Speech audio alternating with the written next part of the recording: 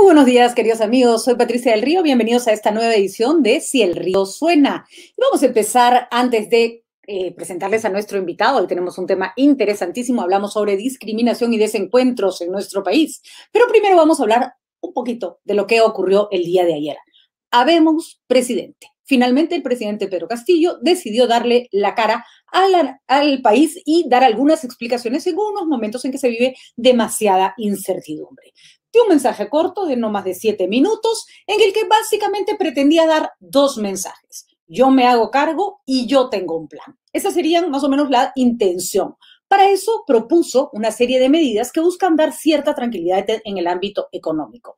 Lo primero, incluir nuevamente el GLP dentro del fondo de compensación. Eso quiere decir que el Estado se va a encargar de que haya un colchón de dinero para que el precio del gas no suba ni baje de manera dramática. Cuando el precio baja, se guarda dinero para que cuando el gas se dispara por culpa de los precios internacionales, los peruanos pueden seguir comprando su balón de gas a un precio que no sea pues el exorbitante que tenemos en este momento. Primera medida anunciada que debería generar cierta tranquilidad, pero ojo, se está sacando plata de nuestros impuestos para que paguemos menos gas. Lo otro es que el 13 de septiembre se inicia la entrega de este bono de 350 soles a personas mayores de edad. Esto va a significar un desembolso del gobierno de 5.000 millones de soles. Eso es un montonón de plata.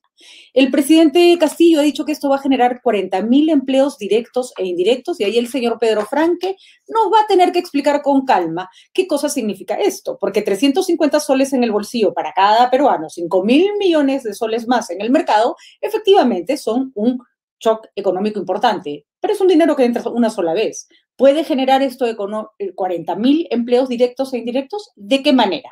Más bien se han destinado una cantidad importante, 200 millones de soles, para la creación de 260.000 empleos por parte del Estado.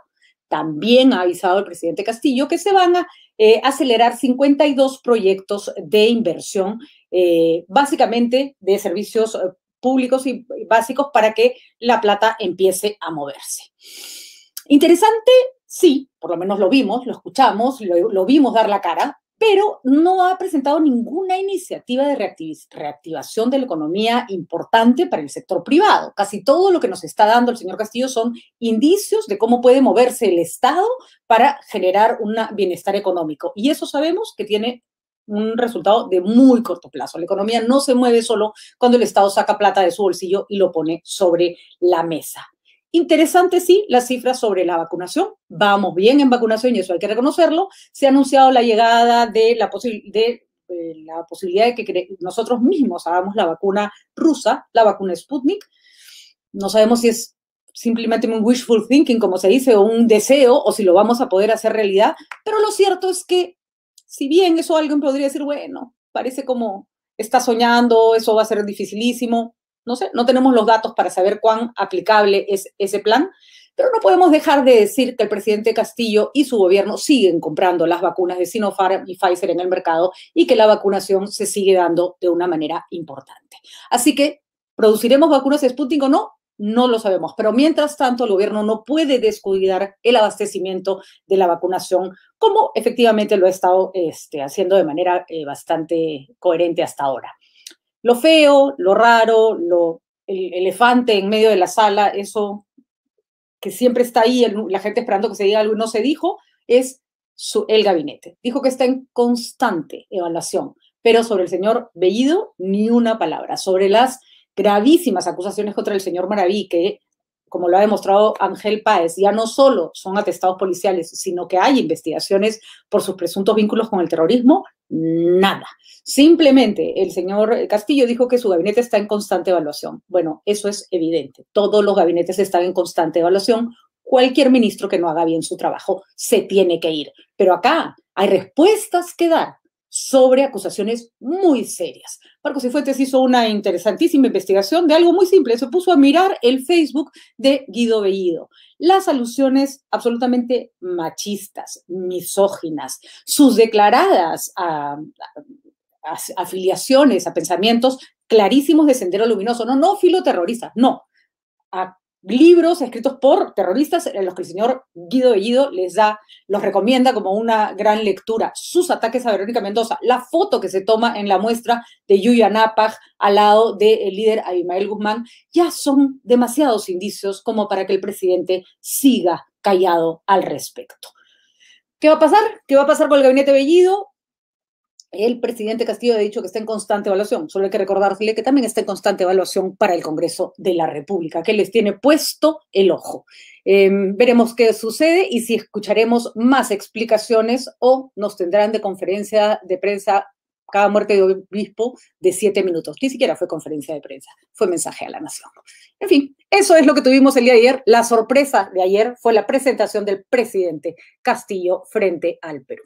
Pero vamos a lo que nos ocupa el día de hoy, que es un tema sumamente importante, que ha estado debajo de toda la campaña y que aflora en momentos en que el Perú se siente dividido, no polarizado, fragmentado. Nos gustaba la palabra que usaba ayer el expresidente Sagasti. Estamos con Rafo León, lo presentamos, periodista, escritor, viajero, antropólogo. Rafo tiene todas las características que necesita una persona para entender el Perú y nos acompaña en este momento justamente para poder iniciar la entrevista. ¿Estamos con Rafo?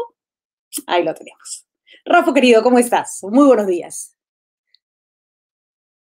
Espérate un momento, no te escucho bien. A ver si Darling nos ayuda. ¿Lo tenemos a Rafo con audio? Sí, creo.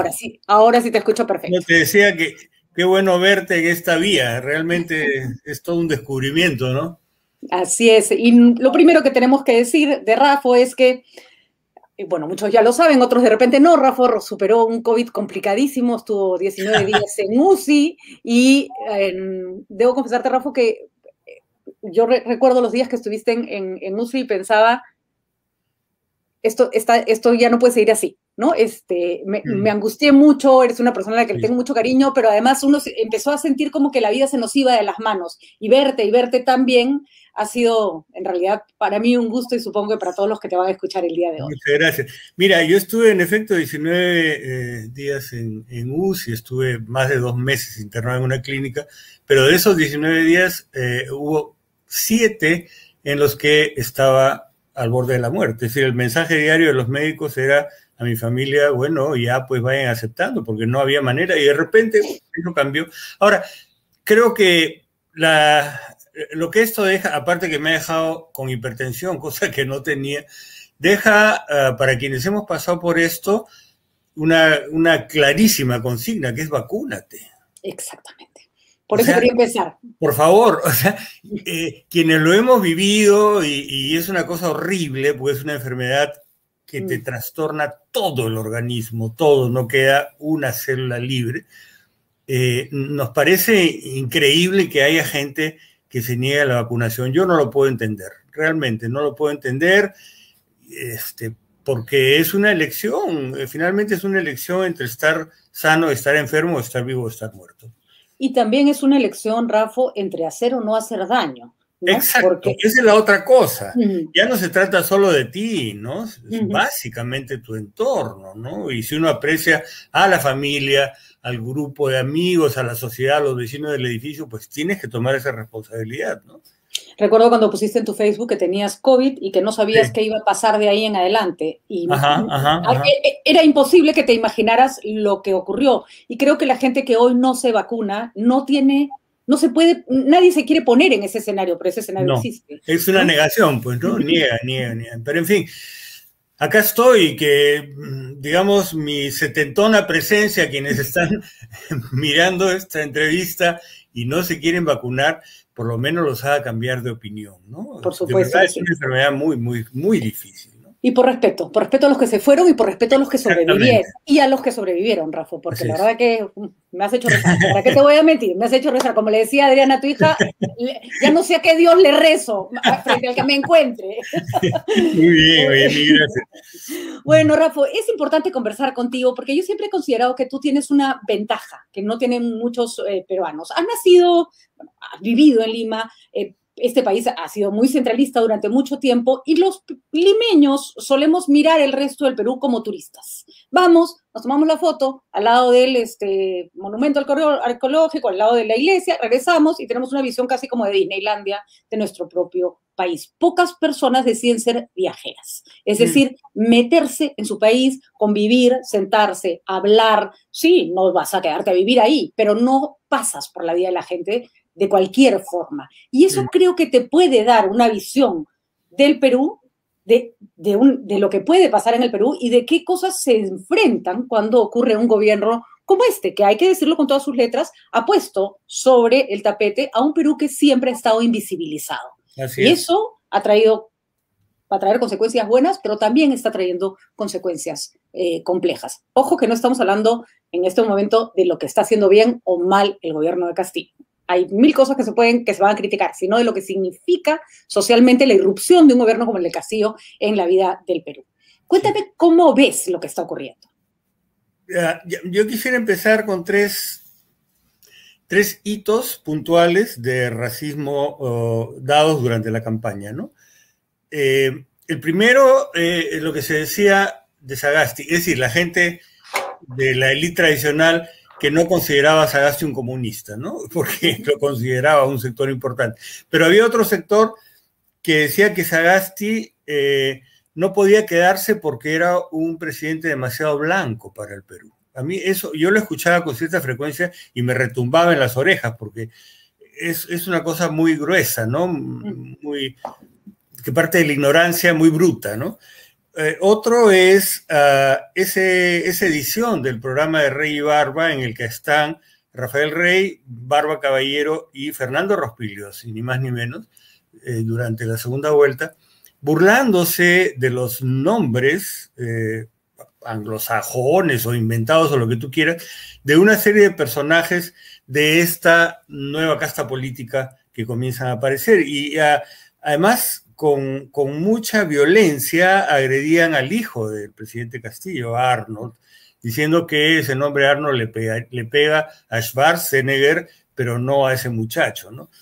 Y el tercero es un tuit espantoso de una señora de apellido con acoplado y que es de la familia del decano, en donde tiene el atrevimiento de hablar sobre, no sé, lo que ella considera el mal olor de los pies del presidente de la República. En fin, son tres comentarios o tres emergencias racistas tremendamente violentas, surgidas en el fragor de una campaña política, pero que son impunes, o sea, no tienen ninguna sanción. Acá no hay ninguna sanción institucional al racismo, salvo los carteles que encuentras en las tiendas que dice acá está prohibido el racismo, pero más allá de eso, tú puedes decir lo que te dé la gana y no pasa nada, ¿no? Ahora, eso es muy limeño, en efecto, eso es tremendamente limeño, pero hace 2 semanas ha ocurrido algo extremadamente importante en términos sociales, ¿no? Todos los 28 de agosto se celebra en la ciudad de Tacna la reincorporación de Tacna, a la provincia de Tacna, al suelo peruano, que se da en el año 1929.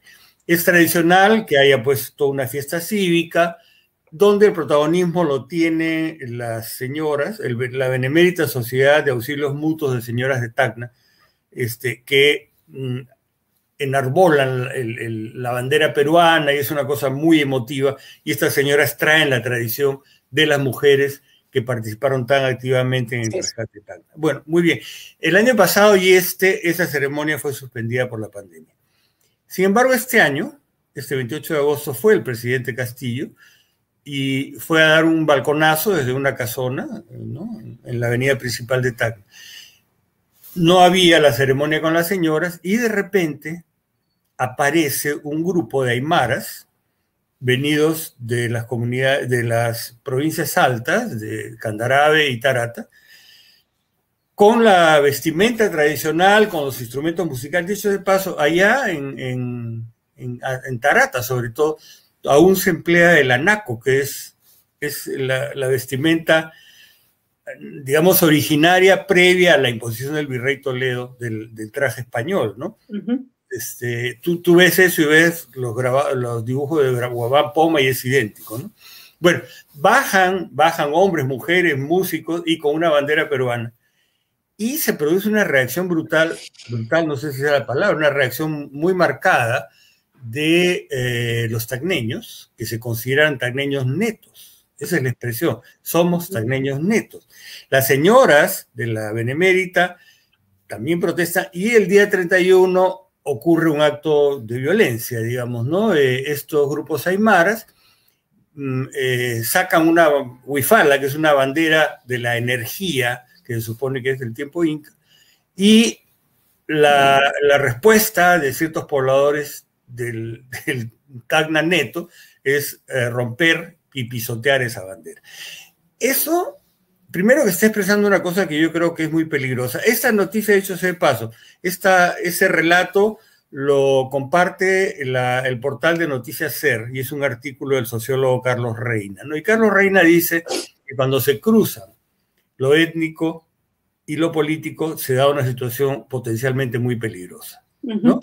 Vi la noticia en la edición regional de Correo y se trataba la noticia como si hubiera habido efectivamente una afrenta contra el paseo de la bandera tradicional, como si hubiera faltado el respeto. Entonces, acá hay varias cosas importantes, Rafa, porque efectivamente hay una cosa muy limeña, muy de la que ya hemos hablado, que es como muy sinvergüenza, ¿no es cierto? De salir a decir cualquier barrabasada, ¿no? Totalmente impune, ¿no? La China Tudela era más o menos la niña símbolo, ¿no es cierto? Era la burla de eso que ya conocemos. Pero acá hay cosas más complejas y hay un punto que me parece interesantísimo. Acabas de hacer un recuento de quiénes son los que bajan, por qué bajan, cómo bajan, qué cosa expresan, y claramente lo que ve la persona que se siente agredida por la presencia de los ciudadanos que vienen de Tarata y de Candarave es que no sabe nada de ellos, que no entiende nada de ellos, ¿no? Así es. Ahora, este fenómeno ha explotado este último 28 de agosto, pero es un fenómeno que se da desde hace muchísimo tiempo en todas las ciudades del Perú, en Chiclayo, en Piura, bueno, no te digo nada. Piura, en Arequipa, Chiclayo, ¿no? Con Puno, ¿no? Arequipa, todo. Ahora, esa expresión, pues, recuerda tú, el recién bajado está aludiendo a ese desencuentro, porque además que venga el recién bajado y se haga cargo de mi chacra, que se haga cargo de limpiar mi casa, que se haga cargo de arreglar el jardín de mi barrio, pero que no se acerque al poder. Y creo que lo que estamos viviendo en este momento es exactamente eso, en Lima por lo menos, es la presencia de Castillo, es ese terror, rechazo y odio al recién bajado, ¿no? Ahora, esto... Ahora, ese recién bajado es una figura de alguna manera como caricaturizada en la cabeza del urbano, digamos, del ciudadano de ciudad, ¿no es cierto? Y que además asocia todas las características de la gente que vive en el campo, que tiene, por supuesto, chacchar coca, por ejemplo. Basta que uno vaya al Cusco, además se chaccha coca en todas partes. O tener disglosia, ¿no? Por ejemplo, ¿no? Claro, o hablar el español de otra manera. Así es, o vestirte como quieres. Sí. Pero eso viene asociado automáticamente, y ahí está el problema es un ignorante, es un bruto, no sabe, ¿no? Ahora, esto tendría, como en el caso del machismo y el comentario de Bellido, ¿no?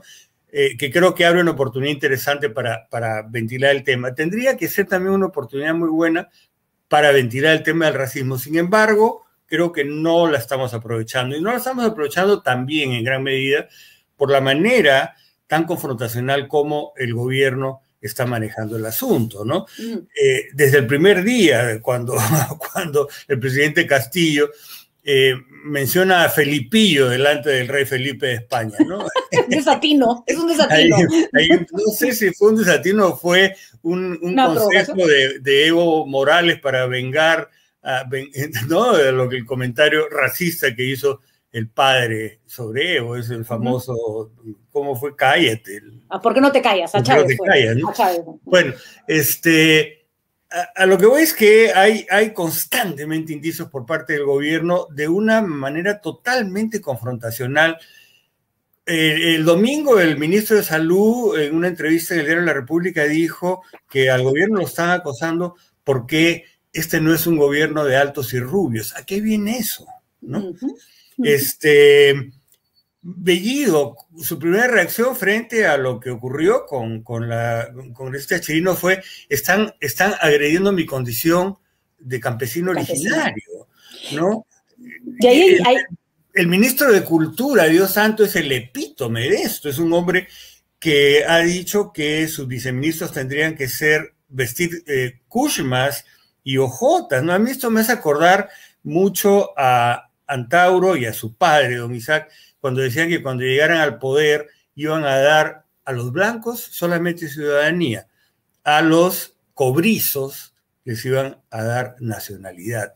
Entonces, esto no ayuda en absoluto. Es una cuestión, son vasos comunicantes. De acuerdo. Por ejemplo, a mí me pareció es triste, pero interesante en términos de análisis, lo que pasó cuando el premier Bellido empieza a hablar en quechua en el Parlamento. Sí. Porque o sea, hubo varias cosas ahí que me gustaría comentar, que me ayudes a entender, Rafa. Primero, esta frase de quedamos que no iba a hablar en quechua me pareció de por sí mal. O sea, ¿cómo puedes quedar en no hablar en tu idioma? ¿No? O sea, eso está mal. Y la gente decía, fue una provocación, pero el hecho de que ejerzas un derecho o que te comportes como normalmente te comportas del lugar donde vienes y que el otro lo considere una afrenta, ya habla de un problema. Es decir, el gobierno, muchos personajes del gobierno del Castillo lo que están haciendo es hincar contra un prejuicio, ¿no es cierto?, que saben que va a saltar. Claro. ¿No? Claro. Y efectivamente ahí es muy triste, porque de los dos lados hay una invisibilización del otro, un rechazo del otro. Yo leí con interés tu columna del domingo con El Comercio, donde decías que este episodio es más ilustrativo de los que reaccionaron que de los que lo produjeron, ¿no? En efecto, si se hubiera manejado de otra manera, habría sido menos confrontacional, habría sido más dialogante. Más educativo, ¿no? Sí, exactamente. Creo que en efecto es un momento en el que se podría hacer, tú mencionas educativo, y es una pedagogía antirracista, ¿no? Que no sea pues solamente talleres de capacitación como los que la ministra de la Mujer quiere hacer con los funcionarios públicos, ¿no? Pero creo que hay esta... Ahora, yo no sé en qué momento de la campaña, quizá por la polarización, se instala una especie de dicotomía de la que no podemos salir, que es una derecha blanca y una izquierda chora, ¿no? Entonces, plantear las cosas así, no hay manera de salir del círculo vicioso. No hay manera, porque solamente se maneja esto en términos de diatriba, de insulto, de violencia, ¿no?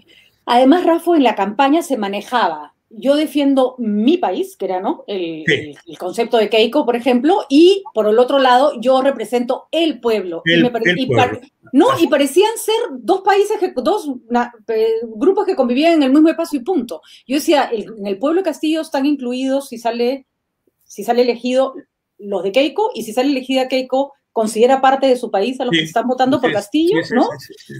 Ahora, es muy complejo y es muy interesante, e insisto en que deberíamos aprovecharlo, pero yo me acuerdo cuando emerge Castillo, porque fue muy gracioso, hago un paréntesis. Yo recién acababa de salir de la UCI, estaba en cuidados intermedios con una enfermera que me estaba, no sé qué, poniendo una inyección, y entra de repente otra enfermera gritando desesperada: ganó el antiminero. Yo no entendía nada porque venía de no entender nada. Y yo decía, enfermera, ¿qué me está diciendo? Ganó el antiminero y ganó el antiminero. Entonces prendí el televisor y efectivamente vi que el triunfo de Castillo, ¿no? Ahí me enteré que existía este asunto. Bueno, pero a lo que voy es que cuando emerge Castillo y su primer spot de campaña es él mismo dándole de comer a las gallinas, si te acuerdas, ¿no? Ahí en Tacabamba, que es un lugar maravilloso. Maravilloso. Ahora, yo lo miraba, y claro, la publicidad y la publicidad política siempre es un cliché, ¿no? Pero el cliché era bien interesante, era un cliché post-indigenista, ¿no? Donde la realidad del campesino era manejada de manera idílica y este hombre joven, ¿no? Dando de comer a la gallina. Yo decía, sí, muy interesante, pero así no es. Claro. Así no es, ¿no? Además, la referencia era solamente andina, ¿no? Era una reivindicación de lo andino. Y yo me preguntaba, bueno, ¿y qué pasa con el mundo afro? ¿No? ¿Y qué pasa, ojo, con el mundo amazónico, ¿no? El mundo amazónico tiene lo suyo, y es una cosa que no se mencionaba nunca, no se mencionaba los problemas de la Amazonía, la minería ilegal, el narcotráfico, y eso te lleva a pensar hasta de manera sospechosa de por qué no se menciona, ¿no? Entonces, se crea esa especie de símbolo de una Arcadia rural andina que para el promedio limeño no sé, es una postal, es chino básico, a nadie le importa, ¿no? Pero a la vez, sí. ese punto es bien importante, Rafa, porque cuando Pedro Castillo dice, nosotros representamos el Perú profundo, nosotros representamos el Perú olvidado, y tú lo sabes mejor que yo, para personas que han viajado, han conocido, han patoneado el Perú, perdón, pero no podemos decir que ese Perú esté siendo representado en este momento en, por ejemplo, los personajes de ese gabinete. No podemos decir que, o sea, es hasta injusto, ¿no es cierto? Mira, eso que mencionas es bien bacán, ¿no? Pero yo pienso en personajes como Cerrón, su entorno, su hermano, el mismo Guido Bellido, no Pedro Castillo. Y más que representar a lo que ellos llaman el pueblo, representan al Misti, ¿no? Al Misti local, regional, que ya no es terrateniente, ¿no? Porque no hay el latifundio, pero están en el poder burocrático, moderno, digámoslo así. Pero es un Misti bastante más bien premoderno. Marisol de la Cadena, la antropóloga esta de mi generación, ha estudiado muchísimo este fenómeno en Cusco y ella sostiene que el Misti tradicional de la élite cusqueña, digamos, cimenta y defiende mucho los valores prehispánicos, ¿no? Y sobre todo estos clichés inca de purpurina y mascaipacha de papel lustre, ¿no? Sin embargo, al indio realmente existente lo detesta y lo desprecia y lo margina como en el tiempo de la hacienda, ¿no? Y yo creo que personajes así hay varios en el gobierno actual, que te vende la idea de estar representando al verdadero Perú, pero en realidad son unos mistis que se representan solo a sí mismos, ¿no? Ahora, no deja de ser importante y hasta simbólico que lleguemos al bicentenario, ¿no es cierto? Y que quien haya llegado a la presidencia de la República sea Pedro Castillo. Porque o sea, más allá de que use estos símbolos de manera maniquea, más allá de que se fuerce este contexto de discriminación, más allá de que aproveche lo que es claramente un contexto racista, que donde pone el dedo los hace saltar, con habilidad política, efectivamente hay un Perú que está invisibilizado, que ha estado invisibilizado y estado fuera del poder. ¿Cuánto daño le hace a poder construir un diálogo pedagógico, a poder construir una política constructiva, el hecho de que, por ejemplo, todas las críticas, o muchas de las críticas, no voy a decir todas, se tiñan, ¿no? De esta patina de... No importa qué dijo Guido Bellido, importa que Chacacoca, ¿no? Sí, claro. Exacto. ¿No? O el sombrero. O el sombrero, ¿no? En lugar de analizar realmente qué hay debajo del sombrero, te quedas en el sombrero, ¿no? Exactamente. O es una cosa muy insultante, ¿no? De que se va a vestir la primera dama, y que eso lo decían las reporteras y los periodistas con una frescura, como si fuera normalazo, ¿no? Así es, sinvergüenza, o ese ¿no? nombre, el fulano no me representa. Claro, como hablábamos tú y yo antes de empezar esto, y PPK representaba al chotano. ¿No? Hay una suerte como de cada uno se quiere apoderar del país desde su propia esquina. Sí, Tú señalabas en una entrevista, Rafa, no nos queda mucho tiempo y no me quiero ir sin nombrar esto y otra cosa más, que esta hubiera sido una oportunidad para una alternancia interesante, ¿no es cierto?, entre una derecha neoliberal, pro mercado versus una opción más estatista, más social, etcétera. Y que hemos perdido absolutamente esa oportunidad. Completamente. Completamente, ¿no? Completamente. Y yo quiero volver sobre este enunciado que hace Carlos Reina, el sociólogo que reseña esto de Tacna que te he contado. Esta mezcla de lo político con lo ético es muy peligrosa. Es el germen de ese nacionalismo, ¿no? Que como todo nacionalismo es tremendamente riesgoso y que puede llevar a situaciones ingobernables, totalmente ingobernables, ¿no?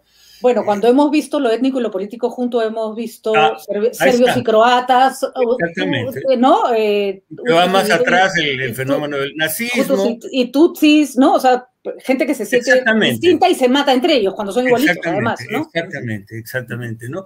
Entonces, yo creo que, insisto, esta es una oportunidad de oro para entrar al tema de una manera esclarecedora, pedagógica, dialogante, y no lo estamos haciendo. Seguimos entrampados en una izquierda chola y una derecha blanca y no podemos salir de eso. Y no podemos salir de la metonimia, de la referencia al aspecto puntualito, al sombrero, al vestido, a la hojota, a la mascaipacha, ¿no? Y del otro lado, todo se ve como, me estás acusando porque soy indio, cuando en realidad las acusaciones tienen base, ¿no? Entonces, es un aprovechamiento de la víctima, digámoslo así, ¿no? Entonces, quizá debiéramos aprender de la manera que yo creo que es bastante más sana y más constructiva, la manera como se está debatiendo el asunto del machismo, ¿no? A raíz de una cosa tan puntual como es el afer Chirinos Bellido, ¿no? Entonces, de repente deberíamos estar alertas a eso y jalar un poquito de cómo se está manejando eso para... porque hay una cosa con la que quisiera terminar. Yo creo que para tú enfrentarte al racismo, a tu propio racismo, tienes que tener una resistencia interna que te diga, oye, esa manera como estás pensando es imposible, es intragable, ¿no? Si tú eres un drogadicto, tienes esa resistencia interna que te puede ayudar a salir de la droga. Pero acá no tenemos esa resistencia interna. Es normal ser racista, de un lado y del otro. Nunca me olvidaré, en alguna entrevista alguna vez me dijiste que te molestaba que la China Tudela, que era una parodia del racismo, se había convertido en una referencia de lo que debían hacer en la playa del sur. Entonces, si la China Tudela decía que era una cholería comer tequeños, entonces ya no podían servir tequeños. No, claro, era trendy. Era trendy. Y eso tiene que ver con... Pasa mucho, te debe pasar a ti también, mucho, Rafa, que cuando escribes algún tema sobre racismo, algo, los comentarios de la gente que te dice, yo no soy racista, pero detrás del pero viene, el pero trae un racismo horrendo, ¿no? Una falta de conciencia, ¿no? Así es. Ese es el pero que es insoportable, ¿no? Así es como el que empieza diciéndote, yo tengo un amigo gay, gay, pero... Sí, yo tengo un montón de amigos gay. Pero, y viene una retaíla de homofobia. Sí, Rafa, querido, yo no me quiero ir sin contarles a todos que, bueno, no solo estamos felices de seguir teniéndote en este mundo, sino que te has dedicado en serio a una de tus antiguas pasiones, que es la pintura, y estás exponiendo en ese momento en una muestra colectiva en el Callao, ¿no? En el Callao, el Centro Monumental, que es maravilloso, ¿no? Sí, bueno, yo estoy aprendiendo a pintar desde hace 4 años que me botaron del canal, y sigo aprendiendo porque yo no tengo escuela, y yo sí creo en el valor académico, de verdad. Y en estas cosas más que nada, ¿no? Si no aprendes a dibujar, no tienes derecho a pintar. Es tan simple como es. Ahora, encima de todo soy daltónico, o sea que la cosa se complica. Chócatela. Terror a los exámenes de brevete, Sí, no, eso es de horror. Oye, pero se supone que no hay mujeres daltónicas. Hay discrómatas y en un porcentaje chiquitito y salí premiada, porque casi todos los hombres, no todos, pero muchos hombres de mi familia son daltónicos. Ya me verás algún día con aretes de distinto color, por ejemplo. Medias. Sí, aretes me pasa cada rato. Bueno, Rafa, querido, ¿dónde se puede ver tu exposición, que es una exposición compartida con varios artistas? Sí, ¿no? Somos 5 expositores ¿no? Muy buenos. Piero Quijano, Pancho Guerra, Cecilia Cuyazos y José Gómez. Bueno, yo estoy ahí medio infiltrado. Esto está en el centro, en el Callao Viejo, recuperado en el pasaje Ronald, que es maravilloso. Toda la información está en redes, ¿no? Basta poner Callao Monumental muestra, ¿no? Y ahí sale todo. Y perfecto. creo que incluso sale el mecanismo para reservar cupo, ¿no? Perfecto. Está hasta finales de octubre, me parece, ¿no? Que va a estar hasta el 15 de octubre. Perfecto. Sí. Bueno, Rafa.